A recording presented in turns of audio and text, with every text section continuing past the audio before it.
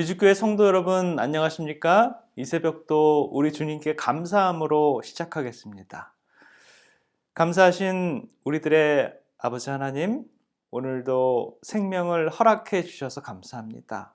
이 새벽에 우리들을 깨워주시고 오늘도 주님의 성품을 닮아갈 수 있는 기회를 허락해 주시니 그 또한 감사합니다. 우리를 구원해 주시고 영원한 언약을 통해서 또 소망을 가꾸는 오늘 하루의 삶 되도록 주님 인도해 주시옵소서. 사랑해 우리 구주 예수 그리스도의 이름으로 간절히 기도드립니다.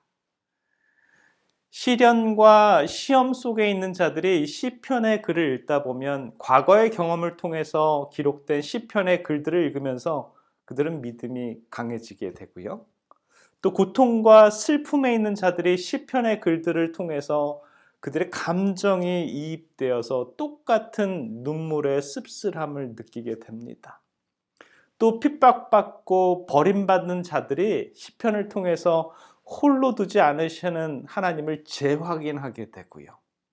통회하는 자들이 마음의 위로와 안정을 시편의 글들 속에서 찾게 됩니다. 뿐만 아니라 성경을 깊이 연구하는 하나님의 백성들은 시편 속에서 미리 조명된 그리스도의 모습을 발견하게 되는 것이죠. 그리고 경건하게 살기를 원하는 자들에게 이 시편의 글은 위로와 동정, 재확신의 기회의 장이 되기도 합니다. 왜냐하면 시편 속에는 인간의 슬픔과 고뇌, 번민이 기록되어 있을 뿐만 아니라 하늘의 숨이 숨겨져 있기 때문입니다. 그러므로 시편의 글들을 하늘의 숨을 쉬려고 하는 인간의 노력이고요. 하늘의 위로를 취하려는 인간의 추구이고요. 하늘의 평화를 이 땅에서 실천하고자 하는 인간의 끝없는 방황이기도 합니다. 시편에는 하늘을 향한 인간의 목마름이 있습니다. 오늘은 제9과 세 번째 시간인데요. 오늘의 주제는 영원토록 언약의 신실하심입니다. 하늘을 향한 인간의 목마름이 바로 영원한 하나님의 언약에 대한 끊임없는 확인이 아닐까라는 그런 생각이 듭니다. 하나님께서 다윗에게 주신 약속은 어떤 약속이었습니까? 목동이었던 다윗을 이스라엘의 왕으로 삼고 다윗이 가는 곳마다 하나님께서 동행하시겠다라고 하셨고요. 다윗의 원수들을 멸하며 다윗의 이름을 위대하게 만들어주고요. 그를 위해 그의 집과 그의 나라가 영원히 보존되고 왕위가 견고하게 서리라 라는 그런 약속을 주셨습니다. 하나님과 이 다윗과 맺은 그 언약은 정말 너무 좋은 그런 약속 아닙니까? 그러나 하나님께서는 이 다윗의 언약에도 한 가지의 조건을 다셨습니다.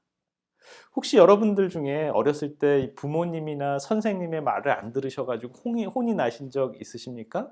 많은 이 체벌들 중에 혹시 회초리를 맞아서 종아리가 얼얼해 보신 적 있으신지요? 시편 89편에 보면 하나님의 회초리가 등장합니다.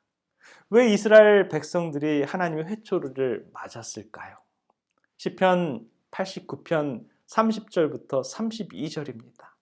만일 그의 자손이 내 법을 버리며 내 규례대로 행하지 아니하며 내 율례를 깨트리며 내 계명을 지키지 아니하면 내가 회초리로 그들의 죄를 다스리며 채찍으로 그들의 죄악을 벌하리로다.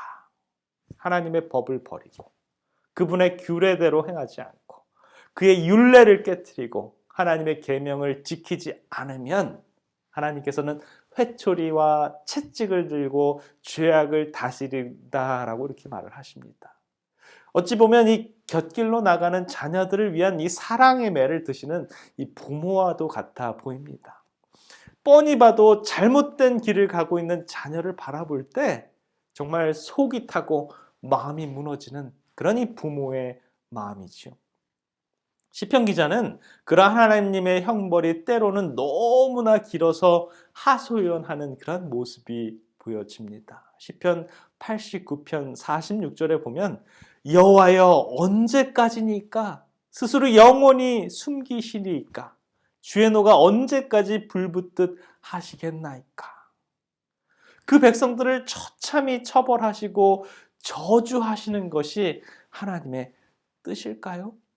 그렇지 않습니다. 정말 이 시편 기자의 말처럼 그 벌이 영원한 벌일까요? 그게 아니다라는 것입니다. 그 형벌이 너무 가혹해서 끊임없이 영원한 저주 아래서 살아가야 된다라는 것이 아닙니다. 다윗에게 언약하신 그 약속은 어떻습니까? 이사야 55장 3절의 말씀을 볼까요? 너희는 귀를 기울이고 내게로 나와서 들으라. 그리하면 너희의 영혼이 살리라. 내가 너희를 위하여 영원한 언약을 맺으리니 곧 다윗에게 허락한 확실한 은혜이니라. 맞습니다. 하나님의 진노는 영원하지 않습니다. 우리 주님께서는 회개하는 영혼들을 용서해 주십니다. 반대로 영원한 것은 그분의 사랑이고요. 그 언약이 바로 영원한 것입니다. 우리 주님은 그분의 언약을 영원토록 하셨고요. 그 언약이 영원토록 신실하심을 우리의 마음으로 깨달아야 하는 것이죠. 영감의 교훈에 보면 이와 같이 설명합니다. 주님의 약속은 영원히 굳게 설 것이다 라고요. 우리는 그분께서 약속하신 바를 지키지 아니하실까 염려할 필요가 없다. 그분은 영원한 진리이시다. 그분은 당신을 사랑하는 자들과 맺으신 언약을 결코 변경하지 않으실 것이다. 그분의 교회에 하신 약속들은 영원히 굳게 서 있다. 그분께서는 교회를 영원히 뛰어나게 하시고 여러 세대의 기쁨이 되게 하실 것이다. 라고요. 사랑하시는 미주교회 성도 여러분, 하나님께서 우리들에게 그 언약을 주시고 우리가 말 잘 들으면 그 언약을 잘 지키게 하시고 말 안 들으면 언약을 줬다가 뺏으시는 그런 분이십니까? 우리는 그분께서 약속하신 바를 지킬까 안 지킬까 염려하십니까? 우리 염려 안 해도 됩니다. 그분께서는 그 언약의 신실하심을 여러분 굳게 믿으시길 바랍니다. 그 언약의 1.1핵이라도 변개치 아니하시고 영원히 굳게 약속을 지키시는 분이 바로 우리 하나님이십니다. 교과전자는 우리들에게 질문을 던집니다. 골로새서 1장 16절, 20절, 22절에 보면 예수님은 어떤 분이시고 우리를 위해서 무엇을 하셨을까 하는 질문인데요.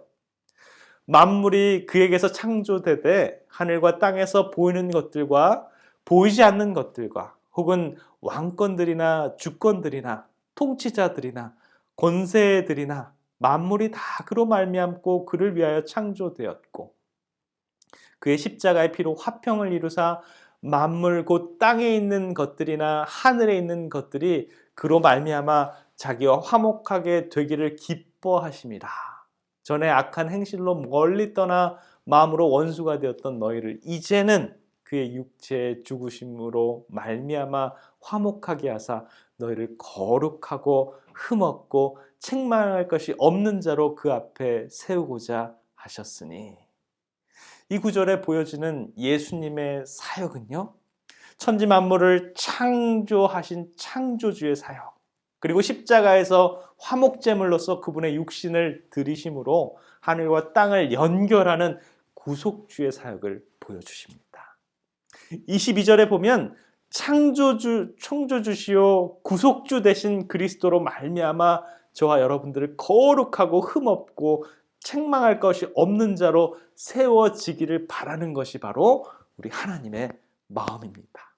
어찌 보면 이 말씀은 요한계시록 5장의 하늘 보좌에서 하나님의 어린 양이 하나님의 오른손에서 생명책을 취하실 때 내 생물과 24장로가 하늘 보좌에서 어린 양을 위한 노래에 나오는 승리한 백성들을 위한 노래와도 같습니다. 그들이 새 노래를 불러 이르되 두루마리를 가지시고 그 인봉을 떼기에 합당하시도다. 일찍이 죽임을 당하사 각 족속과 방언과 백성과 나라 가운데서 사람들을 피로 사서 하나님께 드리시고 그들로 우리 하나님 앞에서 나라와 제사장을 삼으셨으니 그들이 땅에서 왕 노릇하리로다 하더라. 승리한 거룩하고 책망할 것이 없는 하나님의 백성들이 하나님의 앞에서 나라와 제사장을 삼으시고 그들이 땅에서 왕노릇 하시기를 바라는 것이 바로 예수님의 심정이다라는 것이죠. 영원토록 우리들을 위해서 약속해 주시는 그분, 신실하신 하나님을 끝까지 신뢰하시는 우리 믿음의 성도님들 되시길 바랍니다. 오늘 이 새벽에도 든든한 약속을 주신 우리 주님을 생각하시고 그 약속이 결코 변함이 없이 신실하시기를 원하시는 우리 주님의 마음을 이해하시길 바라면서 말씀을 마치겠습니다. 기도하겠습니다. 영원하신 언약을 주시고 그 약속에 늘 신실하신 우리들의 아버지 하나님, 오늘도 저희들에게 주님의 약속을 잊지 않고 인도해 주셔서 감사합니다. 다윗에게 언약을 주셨던 것처럼 우리 모든 주님의 백성들에게 영원한 상급을 허락해 주시고 변함없는 주님을 우리들의 마음에 새기는 귀한 하루의 생애가 되도록 주님 저희들과 동행해 주시옵소서. 거룩하신 우리 구주 예수 그리스도의 이름으로 간절히 기도드립니다. 아멘.